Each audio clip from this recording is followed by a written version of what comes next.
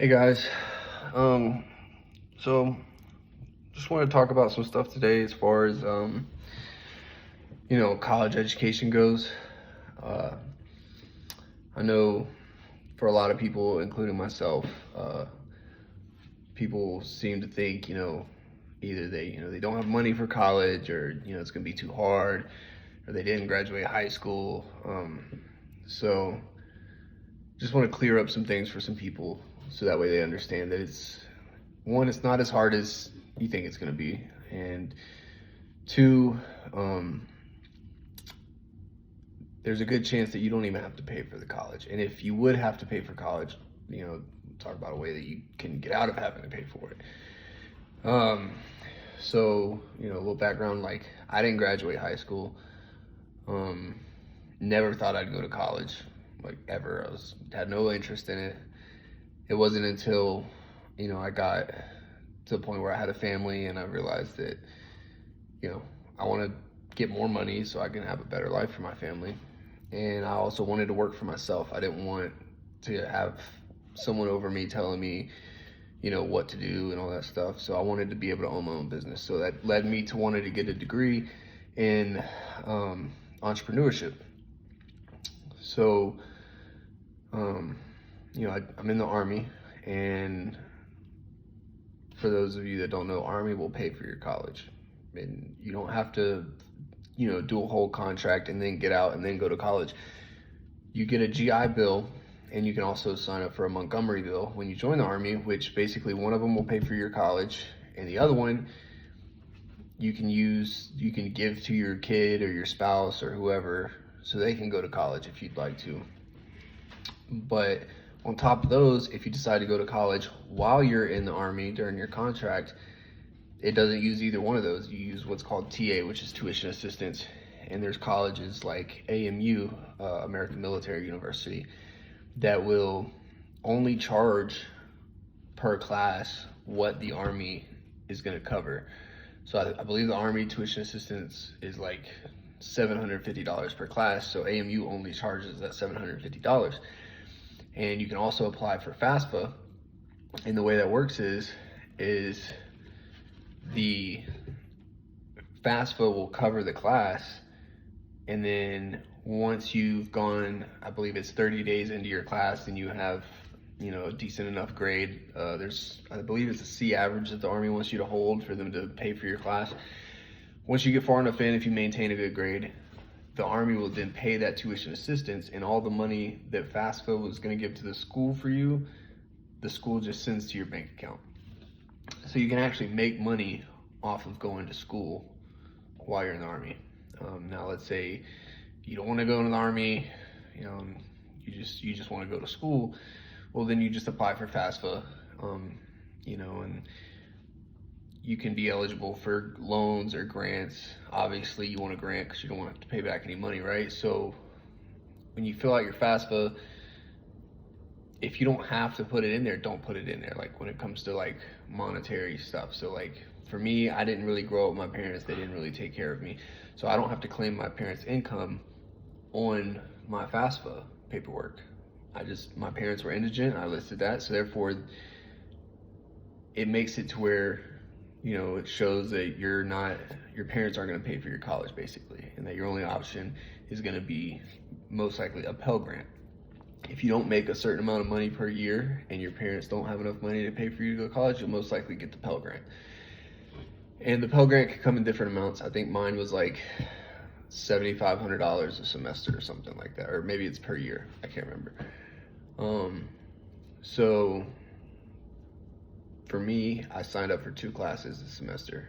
And the way that's going to work is the Army is going to pay for those classes, and then they're going to send me like $1,600 at the end of the semester for what they didn't use from FAFSA. And then as far as like college being hard, didn't graduate high school, you just go get your GED. Getting your GED isn't really hard. You can buy a textbook, like a GED prep book on like Amazon for like 20-30 bucks. And you literally just go through the textbook chapter by chapter. It doesn't take long. It's not hard. go through there, then you go take your GED test. You'll get your score like the next day or a couple days after, depending on what day you take it. If you get your GED, you sign up for college, right? FAFSA, TA, however you choose to pay for it. And really think about, like, don't just be like, oh, I want to go get a degree in, cybersecurity. If you have zero interest in working in that field, don't go to get a degree for it. Also, think about how available are jobs in that field you're going to go to school for. If it's like 1 out of every 1,000 people with that degree actually get a job in that field, you probably don't want to waste your time getting a degree in that. Choose something that you would enjoy to do, but that also has availability for jobs, right? And then it's really not hard, especially being an online school like AMU is. It goes by the week. So week 1, you'll have to do a discussion. For me, it's due by Wednesday. And I usually have my discussions done by Monday or Tuesday night. And then you have to respond to at least 2. For me, I have to respond to at least 2 other people's discussions. And so I wait till about Friday, whenever everyone's gotten their, discussions in. I go through, find the ones that easiest to respond to, because there's a thing called conversation threading, which is basically, in a nutshell, when you talk to somebody, if you ask me like, hey, where are you from? And I just say Florida, right? That doesn't really leave you much to talk about, to engage in conversation. But if I'm like, oh, I'm from Florida, in Panama City, but I've lived here and here and here, and, I like to live in there because of this and this, that gives you a bunch of other threads off the main conversation to keep the conversation going. So when people write their discussions, some people will write their discussion in a way that it's easy for you to respond and ask questions. And so some other people don't. It's just very vague, and it doesn't really leave much for a conversation. And you get graded on these, so it makes sense to find the people who understand that and make it easy for you to start a discussion forum with them. Because you're getting graded off of it. And you can do like the bare minimum, which is 2, but if you do, maybe 5 responses, you'll get a better grade. A lot of people get confused and they, don't get 100%, but they're like, oh, I did the 2 responses. Well, that was the minimum. So basically, think about it like this: a minimum is a D. If you're doing the bare minimum, you're not going to get 100%. 100% is going above and beyond, right? So let's say you didn't do so well, you didn't have such a great understanding of the discussion. Well, if you're worried that you might get a bad grade on your discussion, make more responses to make up for that, right? It's fairly easy to do. I'm taking 2 classes right now. And I also suggest signing up for your harder classes first, because you have so many classes you have to take to get your degree. Like, I'm getting a bachelor's, that's a 4-year degree.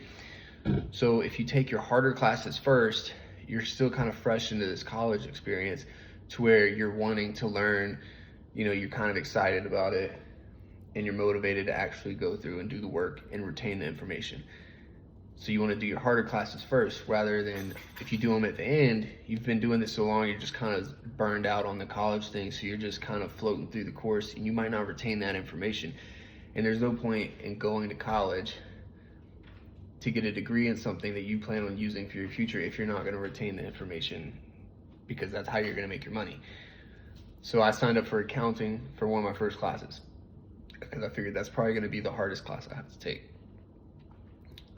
And it was pretty difficult for the first 2 weeks. I feel like the course that I was taking for this accounting class was kind of vague in its explanations. So I just went to YouTube, Accounting for Dummies, whatever, look up some videos, and it cleared up a lot of the things I didn't understand that was going on in the course. So you don't have to only learn off of the textbook,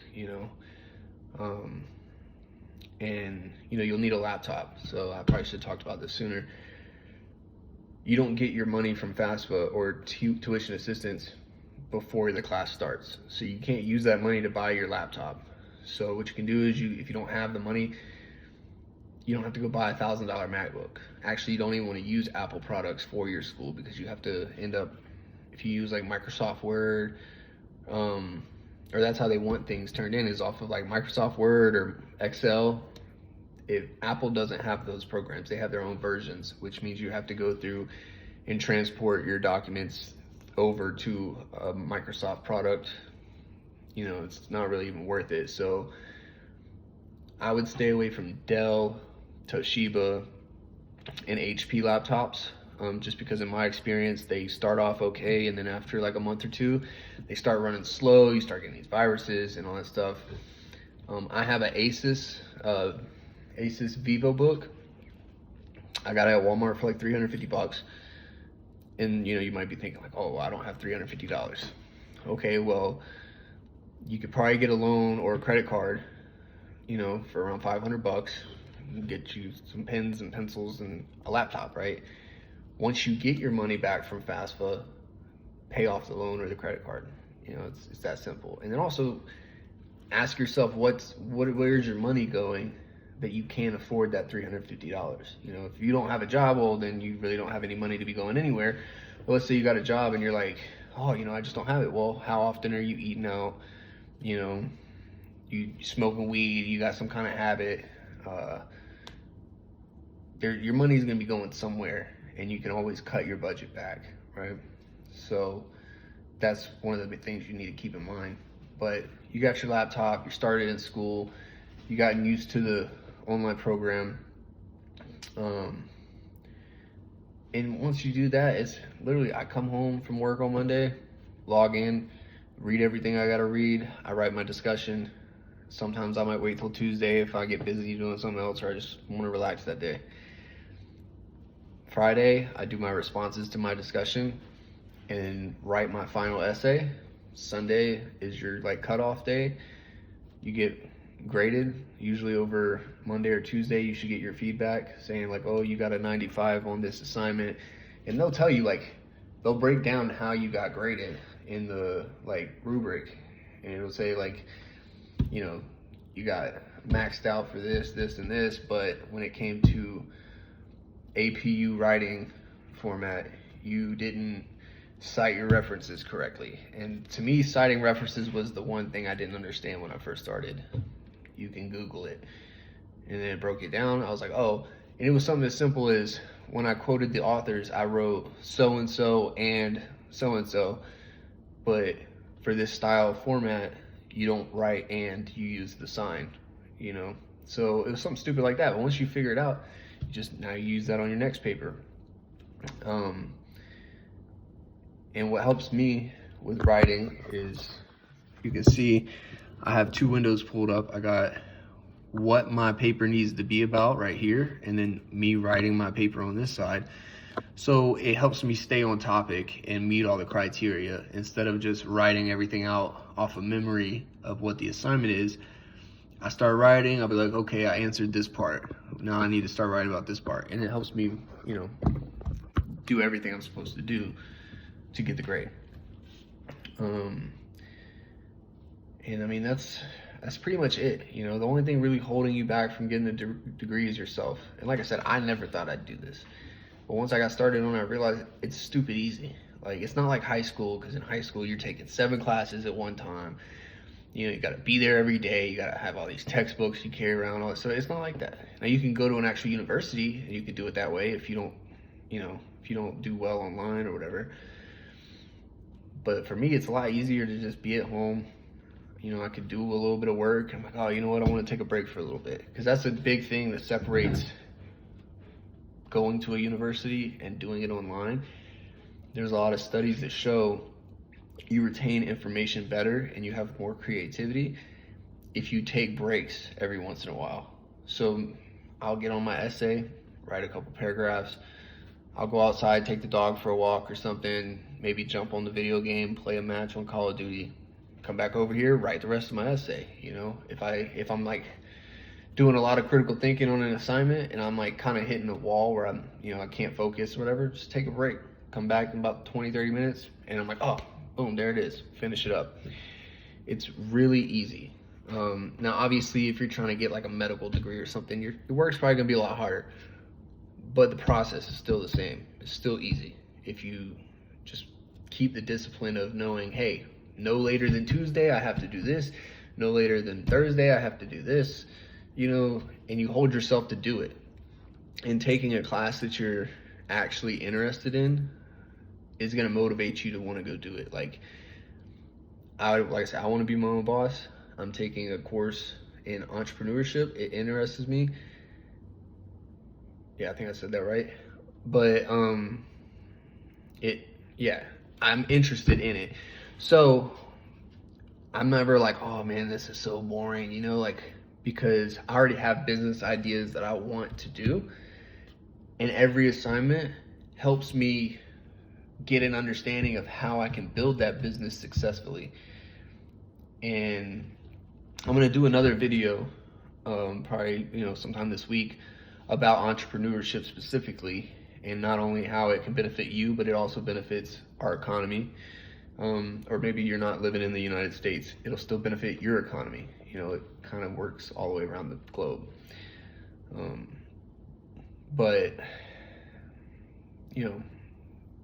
I just don't want. I know there's a lot of people that felt the same way I did, that they could never go to college or it was going to be too hard. And once you take that step and you just do it, you'll realize that it's not hard, and you'll be excited about it, and you'll want to get it done. So, if this video interested you, or maybe it kind of piqued your interest in wanting to maybe look into it, I'll have some more videos. I'll try to keep posting as I go along and learn the process, and keep everybody tuned in. So, and if you have any questions maybe I didn't cover in this topic, send me a comment, whatever, and I'll either have the answer or I'll try to get the answer for you. So, all right, y'all have a good one.